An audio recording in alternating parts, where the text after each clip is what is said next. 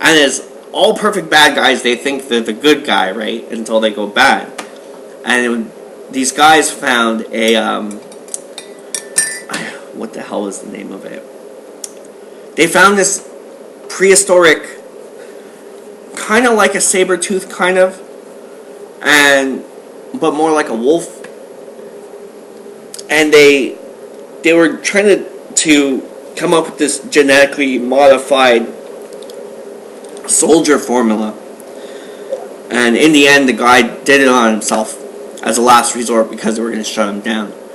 And he starts transforming into half man, half creature, prehistoric creature, which also goes back to the Book of Enoch.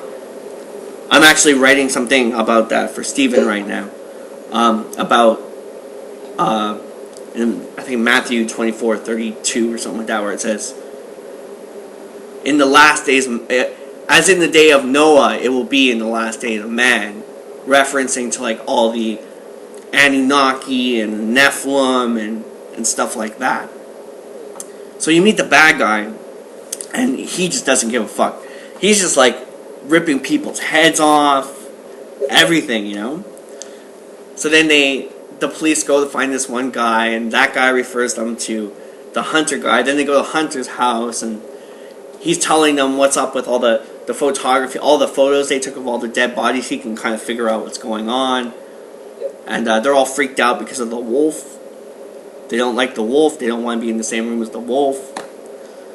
So then they do the mission. They're like, okay, we're going to go out to Alaska. We're going to track this thing down.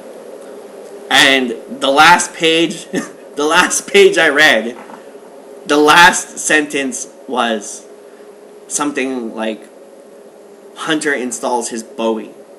So at the last minute, he's got all this equipment, and he's like, I'm not going to use any of it. I'm just going to use my knife and this. And the knife, exactly like First Blood. All the stuff in the knife, puts the compass on, bam, puts it in the sheath. That's as far as I got. And I was like, no wonder why Sly wanted to use that book. It's exactly like Rambo. But would you reckon he would believe that? Because it's like a prehistoric creature in there anyway. It's going to be like the fourth Indiana Jones film, isn't it? Yeah. I think in one way it would be far-fetched, but in another way, you know, like it's been brought up in the media before that, well, recently I would say last year, where they were saying that very soon there is very much a big possibility that there's going to be a new type of human species.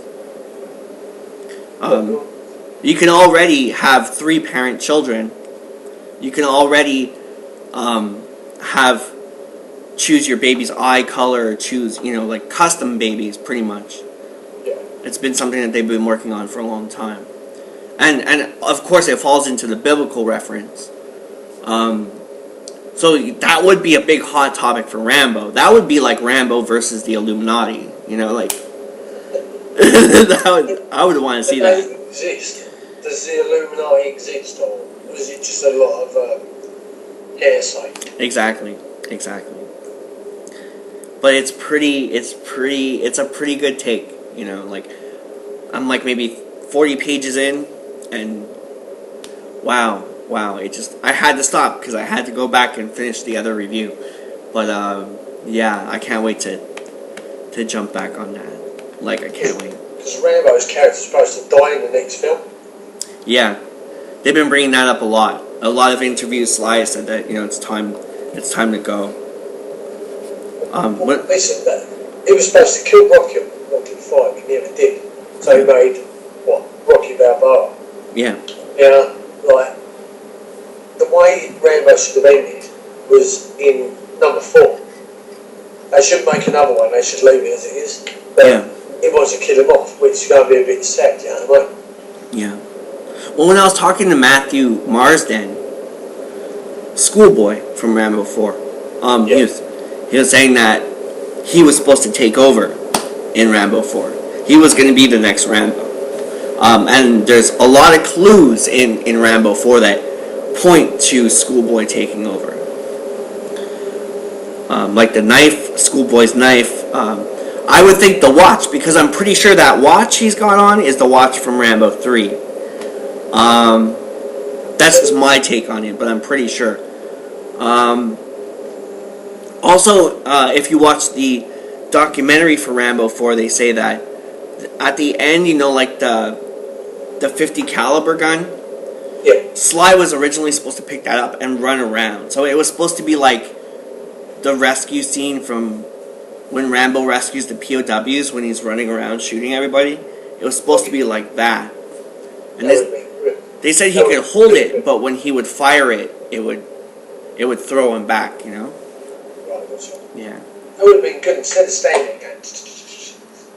Out go man, like number 2. Yeah. That would be wicked. Yeah, because that gun's bigger than he is.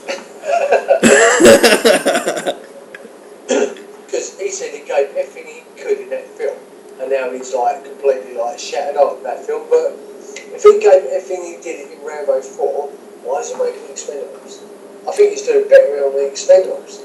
I think, well, when I was talking to David Morrell, he brought something up. He said that it's not a certain thing, it's not a fact, but he gets the idea that because Sly's gotten so injured over the years, that by having extra Expendables, extra action stars, he doesn't have to do a lot of the stunts. He doesn't have to do a lot of the action. Yeah, because Rambo is the lone male, you know. It's like all about him doing the action, you know. Well, he's the main star, so he's got to do the action, don't he? Yeah. So. And in the Expendables 3, you can see the plate.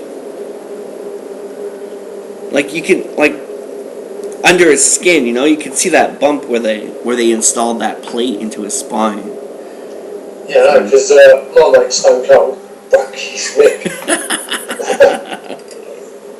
I mean, he's supposed to be a tough guy, 64, 65. Yeah. He got beaten up by a 45, 46-year-old. Yeah. They should bring Stone Cold Steve Austin back. Because I know they had was it Jason Strahan had a fight with him, like beat him up and all that, and then they kicked him in the fire. Oh yeah, Randy Couture. Anyway. Yeah, Randy Couture, like, yeah. kicked him in the fire, but he was like, like that. But we don't know if he died. Exactly. That would be amazing. He could have got really, really burnt. Yeah. Like James Bond baddie. Yeah. Yeah, that would be awesome. That would have been good. And bring back Van Damme as well. We don't know if Van Damme died because after the fight with Stallone, he carried a bag out with all blood, so presumably like cut his head off and put it in a bag. Yeah. Whether or not he did, not too sure. Because I remember Van Damme was saying in a lot of interviews that he wanted to play the twin of the bad guy, and he wanted to be a good guy now, and Double Impact. Yeah, he wanted to do that kind of thing. Van Damme. Oh boy. So what story for Rambo 5?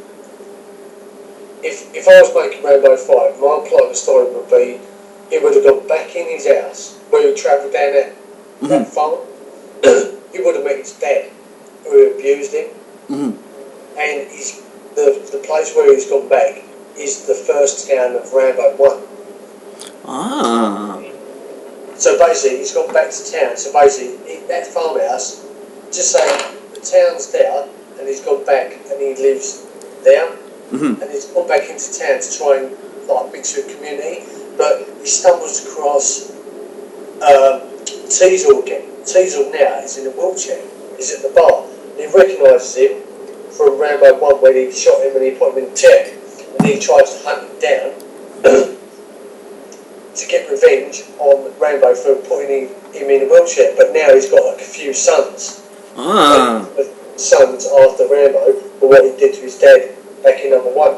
Because he lives on the outskirts of town, so he's come back into town trying to get a job and all that. But he goes into the bar and tries to get a job, and he has a drink and looks over, and sees was in the chair, and he starts having flashbacks to number 1. Oh, that'd be amazing. That's what I was thinking. And then he goes off and he says, like, this is what happened, like, the guy has just come back into town, I'm in a wheelchair, and his son's probably taken over the sheriff's department now. And that'd be crazy. That was my idea of Rambo 5. That would be good. That would be amazing. I would go see that. I would love to see that. See, that would Maybe bring back David Caruso. Maybe bring him back too. David Caruso, yeah. Yeah. Because all the people who got shot in the first one never died apart from golf. Yeah. So all of them are still in town with Teasel, but they're like older now, and they got Teasel's sons, but Teasel's in a wheelchair, and they go after Rambo. Because he's trying to kidnap you to the community, and when he stumbles across Teasel with his in a wheelchair after getting shot. Yeah, they can form a little militia or something. Yeah, and all these guys are like still with Teasel, but like retired now, and they're older, but now they've got sons, and they all go after him again. That would have been good. That would be sweet. That would be sweet. I know I'm not sure if it's on IMDb or Rambo Wiki or whatever, but apparently the next one's about the abusive father element and the Mexican drug cartel element. But what country did Rambo come from? Arizona? In that book it's different. I can't remember exactly where in that book. In the sequel novelization, it's kind of like an alternate universe, so it's Arizona, and in the movie, it's Arizona, I think. Yeah, Bowie, Arizona. I wonder what Rambo's got to do with Mexican drug cartels. Yeah, well, I know like a long time ago when they were going to do Rambo 4, originally they were going to send them to Mexico. They were going to send them after, to look for like the housekeeper's daughter that got kidnapped on spring break, and then they decided on the Burma crisis after. So I think they're going to go back and revisit that. But I don't know. I don't know if I want to see like Rambo in Mexico. You know, it just doesn't. I think Rambo deserves a better finish than just a caper. You know. How would you kill Rambo off? How would I kill Rambo off? Yeah. Are you ready for this one? Okay. I would kill Rambo off. Okay, let's see. On the toilet? Like Elvis? Eating a ham sandwich? No. I would do it where Rambo's back in the U.S. and he has his ranch. Maybe his dad's passed on. Maybe he has Tomask come back from Pakistan. Pakistan or Afghanistan? Maybe working on his ranch. Rambo would be teaching archery and building, like hunting weapons, selling hunting weapons, living off the land completely. And then he would get some mail one day, maybe something from Sarah. I would have it open up with Rambo having a flashback to dream sequences from the Vietnam War, shot totally in point of view, in POV, so we could hear Rambo, but it's like a younger person running around, and we could see the reflections of the young Rambo look like in surfaces.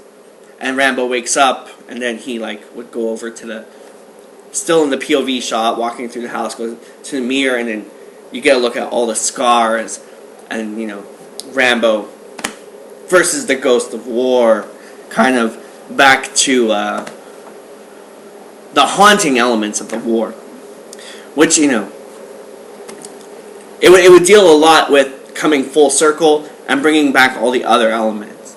So then Rambo would be on the ranch, and he would get some mail one day, and he would get this mail to go to Washington to one paid respects to Troutman, and we find out that Troutman maybe died in the 9/11 attacks. Who knows?